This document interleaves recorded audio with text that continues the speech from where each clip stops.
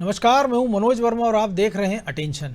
और अटेंशन में आज बात होगी कांग्रेस की सूची पर लेकर चल रही सियासत को लेकर। जी हां, कांग्रेस ने प्रदेश की 29 लोकसभा सीटों में से महज 10 सीटों पर उम्मीदवारों की घोषणा की है। खजुराहो सीट को छोड़ दें तो अभी 18 सीटों पर कांग्रेस को उम्मीदवार उतारने हैं।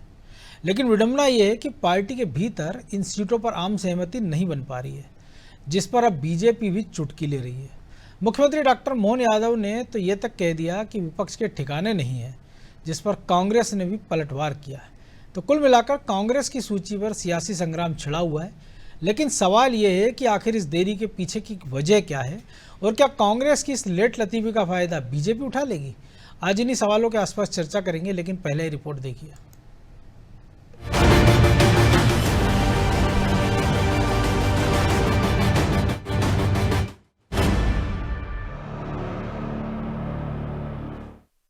सभी पार्टियां स्वस्थ रहे और अपने मैदान पकड़े, लेकिन दुर्भाग्य के साथ अभी कांग्रेस के ठिकाने नहीं है।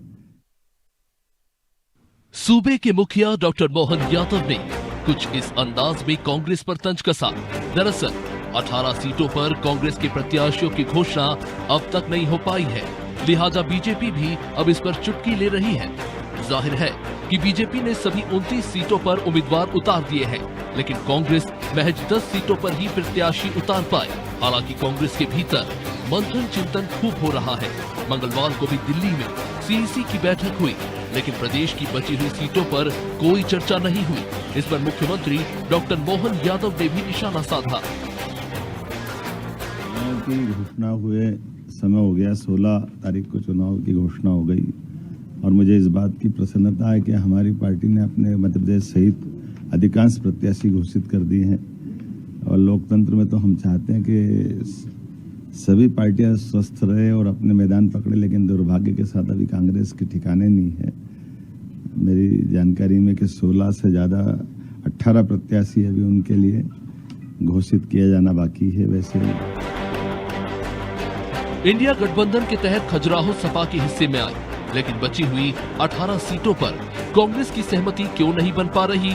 पेच कहां फंसा है? आखिर आला कमान को फैसला लेने में इतनी देरी क्यों हो रही है? ये सवाल कई दिनों से बने हुए हैं। हालांकि सीएम के तंज कसने पर अब कांग्रेस तिलमिला उठी है। कांग्रेस कह रही है कि अंग्रेजों को उसकी पार्टी ने ठिकाना लगाया था और अब बीजेपी पर भी वो भारी पड़ेगी। 10 कैंडिडेट डिक्लेयर हो गए हैं।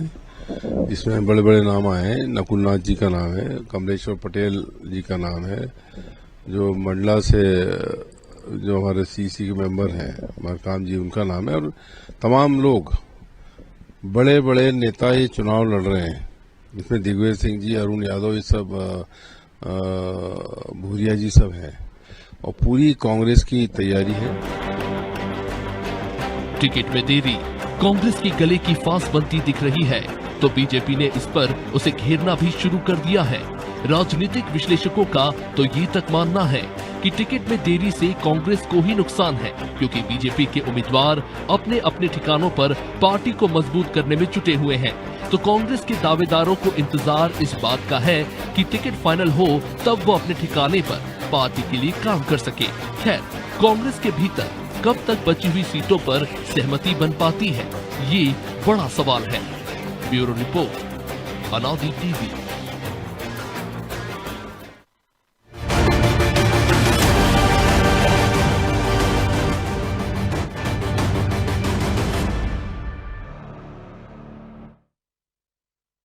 के लिए हमारे साथ जुड़ गए वरिष्ठ पत्रकार सुरेश शर्मा और हमारे सहयोगी प्रभु पटेरिया और ब्रजेश चौक से। वो स्वागत है शर्मा जी आपका अनादि टीवी में। और एक ही सवाल पूरे कांग्रेस से लेकर तमाम लोगों के मन में कि सूची कब आएगी, और सूची है कि आने का नाम नहीं ले रही। बैठक पे बैठक हो रही है, तारीख पे तारीख मिलती जा रही है। 3 सीईसी की बैठक हो चुकी कांग्रेस की सेंट्रल इलेक्शन कमेटी की, लेकिन राहुल गांधी तीनों में नहीं पहुंचे। पीसी शर्मा कह रहे हैं यहाँ तो भैया दिग्विजय सिंह से लेकर अरुण यादव तक सब तमाम बड़े नेता चुनाव लड़ रहे हैं, लड़ने को तैयार हैं। फिर फच्चर कहाँ फंसा हुआ है? पीसी शर्मा जी ने अपना खुद का नाम नहीं लिया। भाई वो भी चुनाव हार गए थे तो उनको भी चाहिए था कि अपना नाम भी ले देते दिग्विजय सिंह को दाव पर लगाने की बजाय। और मोहन यादव को विधानसभा के इनको जो है अरुण यादव को विधानसभा के अंदर टिकट नहीं मिला, बार बार कहते रहे, तब भी उनको टिकट नहीं मिला। शिवराज जी के सामने लड़ाया फिर आखिर में उनको, वहां वो हार गए। अब वो कह रहे हैं मैं सिंधिया जी के सामने लड़ूंगा। तो भैया आप राजनीति करो ना, ऐसी जगह क्यों लड़ रहे हो, हारने जा रहे हो। तो ऐसी स्थिति में उनको भी टिकट घोषित हो गया और दिग्विजय सिंह को भी टिकट घोषित हो गया। यानी कि आप अंदाज लगा लीजिए कि जिनको अपने पड़ोस में कौन बैठा इसकी जानकारी नहीं है और वो जो है कांग्रेस की टिकट की संभावनाएं व्यक्त कर रहे हैं। तो ये पीसी शर्मा जी का तो स्थिति अलग है, उनकी तो बात अब अपन छोड़ देते हैं। लेकिन ये भी तो हो दूसरी सकता है बात- ना कि अगर कोई ज्ञानेश्वर पाटिल से हारे तो हो सकता है हमको 2-3 महीने बाद याद ना रहे कि कौन हारा था, लेकिन अगर सिंधिया से कोई हारेगा तो याद रहेगा। नहीं, हमको आज भी याद है कि शिवराज से कौन हारा था। तो वही बड़े नाम वो से बात- ना। हाँ, तो इसलिए मैं ये कहना चाह रहा हूं मनोज जी कि कांग्रेस पार्टी टिकट देने की प्रक्रिया में चल रही है। उन्हें जो एक सीट जीतने की संभावना है उस सीट पर उन्होंने कैंडिडेट घोषित कर दिया है। अब लोग हारने के लिए नहीं आ सकते। कांग्रेस के लिए आज का जो जमाना है वो भाजपा के जनसंघ के जमाने के समान है।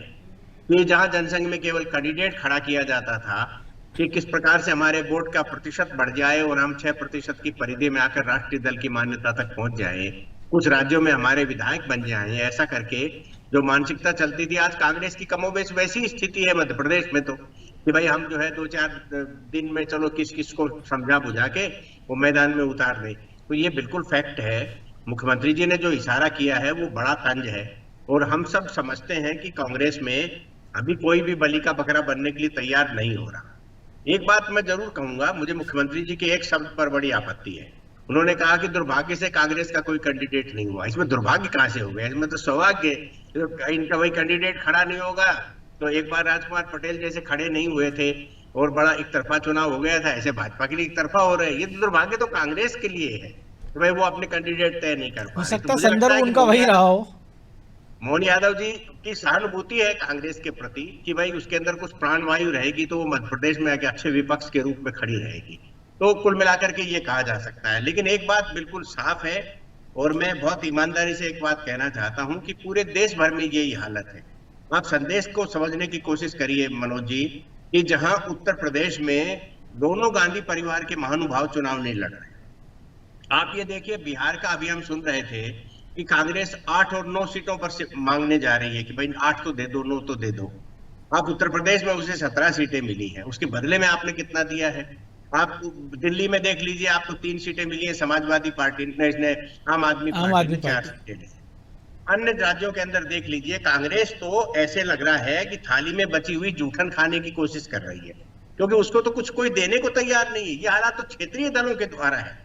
यदि उसका किसी बड़ी राष्ट्रीय पार्टी के साथ संबंध बन जाएगा कांग्रेस का, तो इनको कौन क्या देने वाला है? देश में एक स्पष्ट संदेश जाता है कि आप कहां किस राज्य में कितना खड़े हो। तो कांग्रेस के बारे में तो साफ अवधारणा बन रही है। इनके नेता तो 10, 12, 15 सीटें प्राप्त करने के बाद जश्न मनाते हैं कि आज हमें समाजवादी पार्टी ने 17 सीटें दे दी।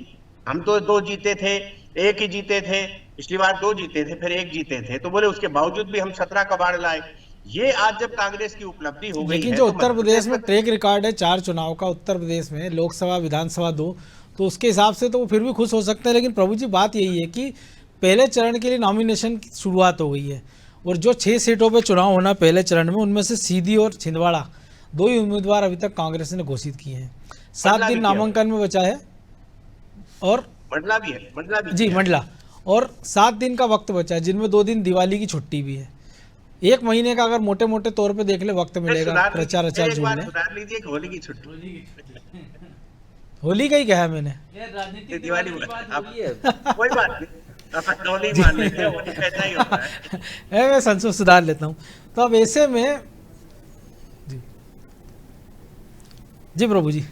अब बिल्कुल मनोज जी, ये जो सुरेश शर्मा जी ने कहा वो बिल्कुल सत्य है कि किसी ज़माने में जनसंघ और भारतीय जनता पार्टी जिस तरीके से टिकट बांटा करते थे कि केवल उपस्थिति दर्ज कराने के लिए, वोट प्रतिशत बढ़ाने के लिए कि उनकी पार्टी को कुछ मान्यता मिल जाए, क्योंकि जिनको टिकट देते हैं उनको वो पहले क्या देते हैं, जीतना तो है नहीं, क्योंकि अब पार्टी है, चुनाव मैदान में तो खड़े हो जाइए, कुछ वोट मिल जाएंगे तो दल के महत्व बढ़ जाएगा।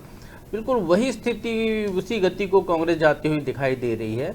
एक राष्ट्रीय पार्टी है जिसने देश में 50 साल से ज़्यादा समय तक राज किया, राज्यों में बहुत लंबे समय तक राज किया है जिस पार्टी ने, और वो पार्टी धीरे धीरे इस स्थिति पर पहुंच गई है कि वो अपने प्रत्याशी तय नहीं कर पा रही है। ये बड़े सोचने वाली बात है और यही तंज मुख्यमंत्री मोहन यादव ने किया है। वो जो कह रहे हैं दुर्भाग्य की बात है, वो शायद इसी संदर्भ में वो कह रहे हैं कि कांग्रेस के लिए दुर्भाग्य की स्थिति है कि वो अपना प्रत्याशी तय नहीं कर पा रहे हैं। अब जब सामने कोई प्रत्याशी नहीं होगा तो चुनाव किससे लड़ेंगे? तो एक पक्षी चुनाव हो जाएगा तो बीजेपी को भी चुनाव लड़ने में वो मजा नहीं आएगा। वो जीत का अंतर साबित करने की स्थिति जो है पिछली बार जैसी थी, कोई 5 लाख से जीत रहा है, कोई 4 लाख से जीत रहा है, कोई 3.5 लाख 3 लाख से जीत रहा है, तो वो स्थिति भी नहीं रहेगी कि आप मुकाबले में अपने बता सके कि हमने उसको इतने ज़्यादा मतों से हराया। तो अच्छे उम्मीदवार, अच्छे प्रत्याशी, अच्छा विरोधी सभी लोग चाहते हैं। तो निश्चित तौर पर भारतीय जनता पार्टी की भी यही सोच है कि अच्छे लोग आएँ, स्वस्थ परंपरा में चुनाव हो, अच्छे से मुकाबला हो, और वही कोशिश यहाँ पर मोहन यादव जी बोलने की कर रहे थे, ऐसा लगता है। लेकिन ये चाहे दिग्विजय सिंह हो जो कह रहे हैं कि मेरा 2 साल का राज्यसभा का कार्यकाल बचा है, राज्यसभा की 1 सीट कम हो जाएगी यदि वो लोकसभा चुनाव लड़ते हैं, तो ये पैमाना शायद अपने आप में चुनाव से बचने का है। तमाम नेता जो बड़े नेता हैं कांग्रेस के, वो शायद इसी पैमाने पे चल रहे हैं कि चुनाव नहीं लड़ना चाहते हैं। ये तो बड़ी हास्यास्पद स्थिति है कि उनके जो है हिमाचल की प्रदेश कांग्रेस अध्यक्ष उनने कह दिया कि मुझे पार्टी की व्यस्तता है तो मैं चुनाव नहीं लड़ूंगी। यदि प्रदेश अध्यक्ष ही चुनाव लड़ने से बच रहा है तो फिर आप इससे अंदाजा लगा लीजिए, चाहे मध्य प्रदेश के प्रदेश अध्यक्ष को देख लीजिए, जीतू पटवारी को। होना तो ये चाहिए था कि आप विधानसभा चुनाव हार गए, उसके बावजूद पार्टी ने आपको पूरी एक प्रदेश की जिम्मेदारी सौंपी है, तो आप पूरे जोर शोर से मुकाबला कीजिए और स्थापित कीजिए कि पार्टी का चयन गलत नहीं है। और आप यदि उत्साह से लड़ने आते हैं तो आपको देखकर पार्टी में दूसरी क्षेत्रों में भी जो चुनाव मैदान में लोग खड़े हैं वहां पर भी जोश आएगा, वहां पर भी कोशिश होगी। लेकिन वो स्थिति नहीं, सभी जगह कांग्रेस में बचो, बीच का रास्ता निकालो, पलायन करो, वो स्थिति दिख रही है। ये काफ़ी हास्यास्पद स्थिति है कांग्रेस के लिए। तो कांग्रेस को सोचना चाहिए कि जब आपको लग रहा है कि आप कमजोर हैं तो आप पहले से उम्मीदवार घोषित कर देते, क्यों आखिरी तक रोक कर चल रहे हैं? कहते वो लगातार यही है कि उम्मीदवार, हमने देखा विधानसभा की बात कर लें या 22 सीटों पे जो उपचुनाव हुआ उसकी बात कर लें, ब्रजेश जी पहले मोहन यादव, उसके पहले जो कुछ कैलाश विजयवर्गीय ने कहा, इसके पहले जो इंदौर में सोशल मीडिया पे उन्होंने बीजेपी ने लिखा कि कांग्रेस का टिकट राजवाड़े पे टांग दिया, जिसको चाहिए आकर ले जाए। तो क्या उस स्थिति में कांग्रेस नजर आ रही मध्य प्रदेश में? देखिए मनोज जी, कांग्रेस में टिकट लेना कोई नहीं चाहता है। पेंच कहाँ है? सबसे बड़ा सवाल यही है कि दिग्विजय सिंह लड़ना नहीं चाहते, अरुण यादव लड़ना नहीं चाहते। जहाँ से उनको लड़ना चाहिए थी वहाँ से टिकट मांगते। वो शहीद होना चाहते हैं वहाँ जाकर, क्योंकि हार सबको दिख रही है। सबसे बड़ी समस्या ये कि माहौल, ये जनता में रहने वाले लोग हैं, इनको मालूम है कि माहौल क्या है, बीजेपी के फेवर में है, हारना ही है। जिस दम के साथ हम देख रहे हैं, पिछली बार दिग्विजय सिंह भोपाल में उतरे थे, हश्र देख लिया उन्होंने। तो आप देखिए, ये टैग लगना भी राजनीति में एक बड़ी महत्वपूर्ण रहता है और ये आगे का आपका भविष्य तय करता है। कांग्रेस में इसका महत्वपूर्ण रोल रहता है। यदि आप हार गए, लगातार आप हार रहे हैं और अपने ही घर से हार रहे हैं, तो आप काहे के छत्र? अरुण यादव यदि वहां से चुनाव लड़ेंगे, हार जाएंगे, तो फिर क्या? दिग्विजय सिंह यदि अपने क्षेत्र से लड़ेंगे, हार जाएंगे, तो क्या?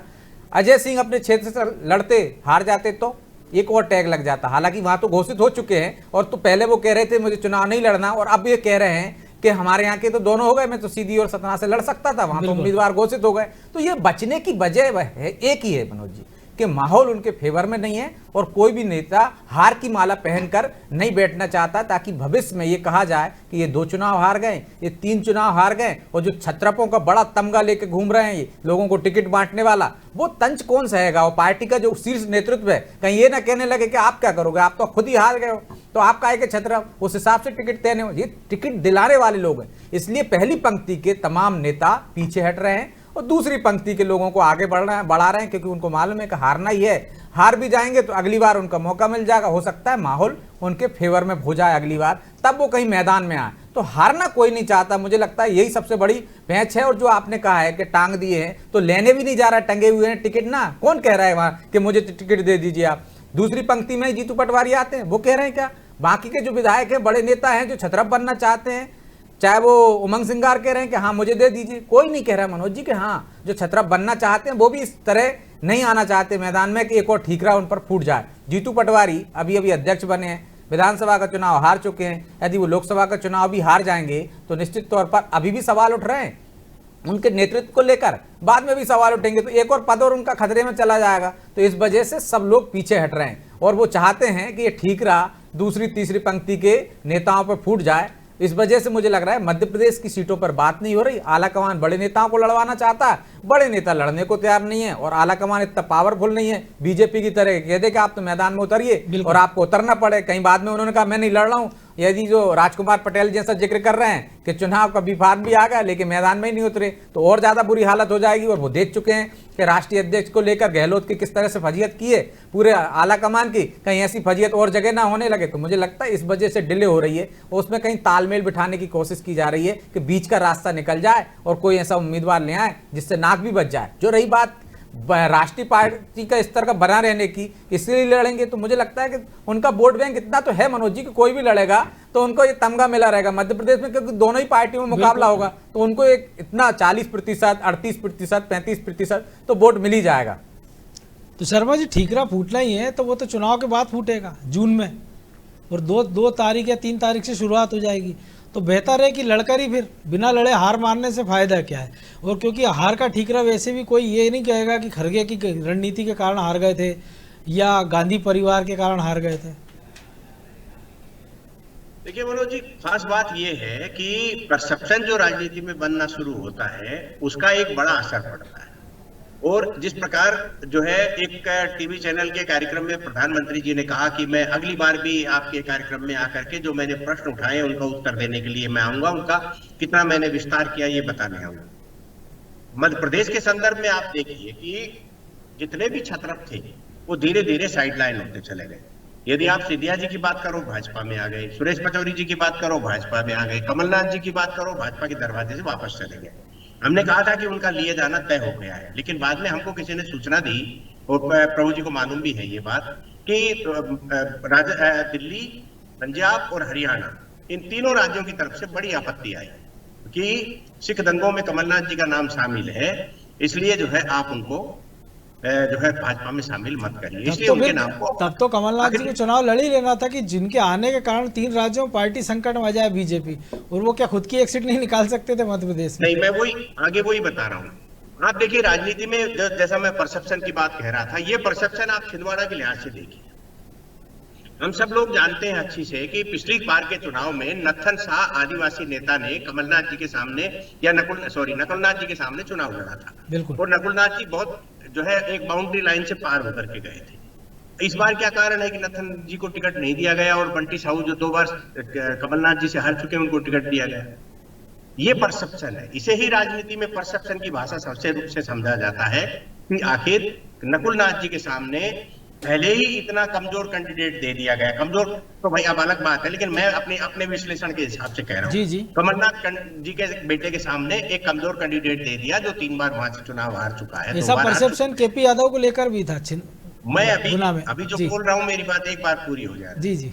इससे जो परसेप्शन बनता है वो ये बनता है कि भागीरथ प्रसाद मध्य प्रदेश में फिर से दोहराए जा सकते हैं क्या, इसके बारे में हम मीडिया के लोगों को ध्यान रखना चाहिए। क्योंकि जिस तरीके से पूरा मौन साधा हुआ है, ना नकुलनाथ जी की तरफ से कोई बात हो रही है, ना कमलनाथ जी की तरफ से कोई बात हो रही है, ना भाजपा को लेकर के कोई बात हो रही है। कमलनाथ जी के जितने भी नजदीकी करीबी लोग हैं वो एक एक करके और भाजपा ज्वाइन कर रहे हैं। आप बताइए भाजपा को जिस ओबीसी मामले को लेकर के जिस व्यक्ति की भरपूर आलोचना की थी कि उन्होंने ओबीसी का सारा खेल बिगाड़ दिया, कमलनाथ जी के कहने पर न्यायालय चला गया, उसको पार्टी में शामिल कर दिया। परिणाम क्या निकला? इसका मतलब ही ये है कि ये सारा सब चीजें कमलनाथ जी के द्वारा प्रायोजित है। ये परसेप्शन की बात कर रहा हूं मैं, मुझे नहीं मालूम कि सच क्या है, लेकिन परसेप्शन ये बनता जा रहा है कि सारे लोग कमलनाथ जी के द्वारा भेजे जा रहे हैं, चाहे छिंदवाड़ा के पूर्व एमएलए हों चाहे कोई और हो। तो इसका अभिप्राय ये है कि हो सकता है देर सवेर चुनाव की नामांकन की आखिरी तारीख से पहले या 2 दिन और पहले B-Farm कोई दूसरी पार्टी का मिल जाएगा। कोई ये तो जरूरी है। तो प्रभु जी ये तो एक संभावना हुई, तो क्या कांग्रेस को भी ऐसी कुछ आशंका है जिसके कारण बाकी टिकटों पर चर्चा नहीं हो पा रही, घोषित नहीं हो पा रहे? बिल्कुल मनोज जी, कांग्रेस के टिकट देर होने की एक मुख्य वजह शायद यही है कि यदि वो कोई दमदार उम्मीदवार उनका आता है, थोड़ा भी दमदार यदि दिखता है, तो बीजेपी उसको अपने पाले में ले आएगी, भागीरथ प्रसाद बना देगी और ये अपने आप में मध्य प्रदेश की राजनीति में एक शब्द नया गढ़ गया है भागीरथ प्रसाद का, तो भागीरथ की तरह प्रसाद जो है सबको बीजेपी का मिल जाएगा, ये स्थिति बिल्कुल निश्चित तौर पर कांग्रेस के सामने है। क्योंकि अब देखिए कि कांग्रेस का पंच हो, सरपंच हो, जीता हो, हारा हो, जिला पंचायत सदस्य हो, जनपद पंचायत का पूर्व सदस्य हो, वर्तमान सदस्य हो, कभी कांग्रेस में रहा हो, कांग्रेस छोड़ के आके फिर दूसरी पार्टी में चला गया हो, या फिर हर तरीके का जिसके भी नाम के आगे पीछे कहीं से भी कांग्रेस जुड़ा है, तो एक जो वो बीजेपी को स्वीकार तो है। एक संभावना ये भी कभी एक हम ये भी सुने कि पूर्व कांग्रेस नेता का पड़ोसी और वो भी शामिल हो गए। वो भी बिल्कुल निश्चित तौर पे ये भी हो सकता है। और जो अभी सुरेश शर्मा जी जो कह रहे थे, तो यदि बीजेपी ठान ले तो सुंदरलाल पटवा जैसे बुजुर्ग नेता को जब उपचुनाव लड़ाया था तो बीजेपी ने छिंदवाड़ा में लोकसभा चुनाव में उपचुनाव में जीत हासिल की थी। बीजेपी यदि ठान ले तो छिंदवाड़ा वो पहले भी जीत सकती थी, 2014 में भी जीत सकती थी, 2019 में भी जीत सकती थी, अभी भी जीत सकती है बीजेपी यदि ठान ले तो। लेकिन यदि जो समीकरण जिस तरीके के सुरेश शर्मा जी कह रहे हैं कि कुछ परसेप्शन ऐसा दिखाई दे रहा है, यदि वो वैसा बनाने की कोशिश की गई तो वो स्थिति कुछ और हो सकती है। दूसरी बात जो है कि जो ये आ रही है कि नकुलनाथ और कमलनाथ की तरफ से बीजेपी को लेकर कोई कड़े शब्दों का प्रयोग नहीं किया जा रहा है, चुनाव शुरू हो चुका है, तो निश्चित तौर पर ये गौर करने वाला एक बात है कि वो एक एपिसोड आने जाने का, झंडा बदलने का तो अपनी जगह रहा। अभी भी नकुलनाथ से यदि पूछा जाता है कि आपके खिलाफ बीजेपी काम कर रही है, तो कहते हैं बीजेपी वाले बड़े नेता आ रहे हैं तो कहते हैं स्वागत है उनका छिंदवाड़े में।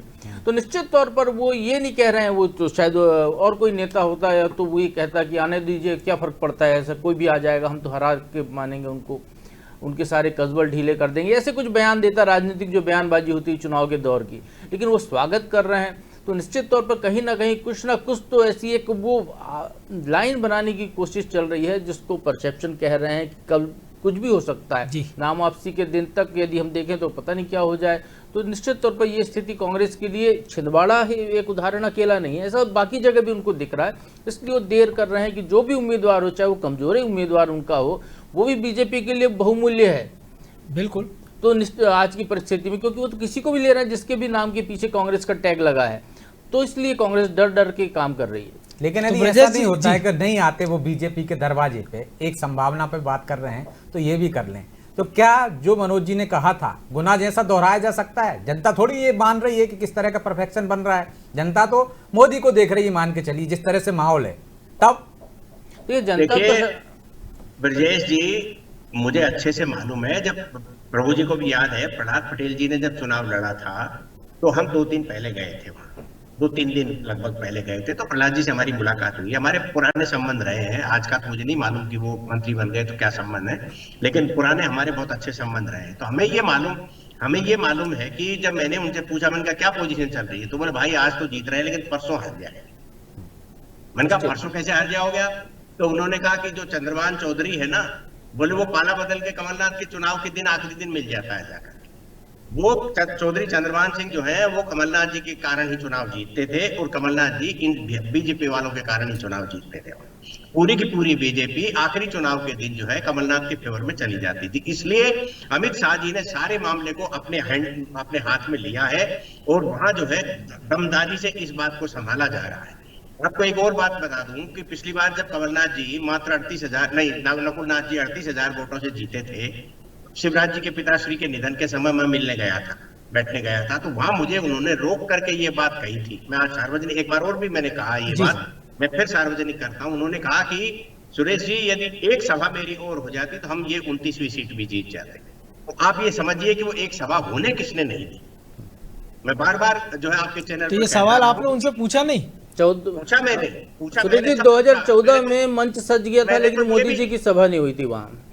मैंने तो ये भी सवाल पूछा कि साहब गोवा में तो आपने सरकार बना ली कम सीट होने के बाद, लेकिन यहाँ कमलनाथ को कैसे बनाना दिया? तो मुझे जवाब मिला था कई बार घूंट पीना पड़ते हैं। अब समझ लीजिए सारी बातों को, ये जिनने मुख्यमंत्री बनाया था उन्होंने पहले सभा नहीं होने दी, और ये बड़ी बात है। चाहे राहुल गांधी कितनी कहानियां गा ले, चाहे जॉर्ज सोरेस के इशारे पर कितने ही अडानी अंबानी के खिलाफ बोलने, कमलनाथ जी एक भी लाइन नहीं बोलते। जी प्रभु जी कुछ कह रहे थे आप? बिल्कुल, 2014 का भी सुरेश जी वो सीन है कि जब प्रदेश की सभी लोकसभा क्षेत्रों पर नरेंद्र मोदी जी की सभा हुई थी, और केवल छिंदवाड़ा में तैयारी पूरी होने के बाद सभा नहीं हुई थी। तो ये संदेश निश्चित तौर पर हो सकती है। तो हो सकता है एक सभा जून के बाद हो जाए। घर वापसी के तौर पर। स्वागत ये तो है सभा कि तब तक संभाल लिया जाएगा मामले को, क्योंकि अभी हरियाणा और पंजाब का परिस्थितियां समझ में आ जाती है। हरियाणा में भी तो बड़ा गेम खेला है ना, जी मनोहर लाल खट्टर को उन्होंने मुख्यमंत्री से हटा दिया। वहाँ की तो मतलब राजनीति- दरवाजे खुले हुए हैं, अभी ना आए तो बाद में भी आ सकते हैं। दो लाइनें और बोल दूं, अपने श्रोताओं को मालूम चल जाएगा जी। कि हरियाणा में तो बड़ा गेम खेला। मैं इस संदर्भ में ही बोल रहा हूं कि कमलनाथ जी के कारण हरियाणा, पंजाब और दिल्ली नाराज हो रहा था ना अपनी हरियाणा में तो 3 बड़े गेम एक साथ खेले गए। पहला ये खेला गया है कि खट्टर को हटाया गया, दूसरा ये खेला गया कि अनिल विज जो सबसे ताकतवर व्यक्ति है उसको मिनिस्टर ही नहीं बनाया गया, जो छोड़ करके भागा था, मतलब मैदान छोड़ के चला गया था। और तीसरा उन्होंने एक अभय यादव है, नांगल चौधरी से एमएलए है, वो आईएएस अधिकारी रहे थे, राव इंद्रजीत, उसको किसी भी सूरत में नहीं बनने देना चाहते थे, आज तक नहीं बनने दिया। इस बार उसको मंत्रिमंडल में शामिल किया गया है, यानी कि राव इंद्रजीत को भी खो करने की बात चल गई है कि भैया उनका बेटा तो वैसे ही चला गया ना, उनका बेटा पहले ही कांग्रेस जा चुका। बहरहाल वक्त इतना ही था, बहुत धन्यवाद शर्मा जी। जी बिल्कुल। तो निश्चित तौर पर कांग्रेस में टिकटों को लेके बड़ा संकट चल रहा है, लगातार बैठक पे बैठकें हो रही, तारीख पे तारीख आ रही है, लेकिन सूची कब आएगी इसका कांग्रेसियों को भी इंतजार है और जो वोटर है उनको भी। और शायद यही कारण है कि बीजेपी के नेताओं को भी पता है कि सूची आज नहीं तो कल आ ही जाएगी, लेकिन एक ऐसा मौका है जिससे अगर कांग्रेस पर तंज कसने का उनको मौका मिल रहा है तो राजनीति में ऐसे मौके कौन गंवाना चाहेगा। अटेंशन में आज इतना ही, मुझे दीजिए इजाज़त और आप देखते रहिए अनादि टीवी। नमस्कार।